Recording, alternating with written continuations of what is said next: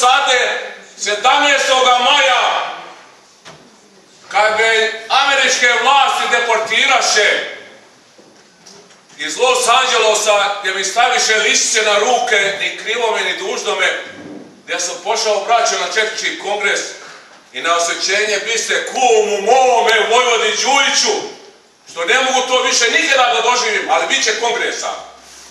Ali zlikovci, ti komunistički kerovi, psi, napravivše me kod američke vlasti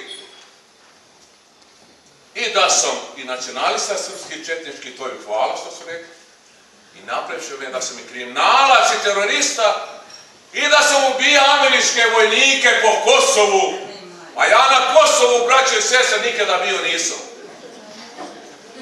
Uzbudiše mi djecu, sina mi, Dražu moga, koji je komalo iz mođe federalne policije, gdje mi je moja duša i gdje sam čist. To znade i brat Pavle Jevdović, svi znaju.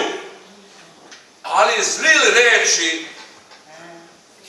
naši, kako neki kažu, naši nesretnih Srba, koji možda još veruju, što brat Branko kaže, taj nesretni komunizam, i koji još slave rođendane, i koji još slave, kako ih nazivaju te kumurevce, ne znam nija, te njihove političke, te njihove političke ažaje. Draga braćo i sestre,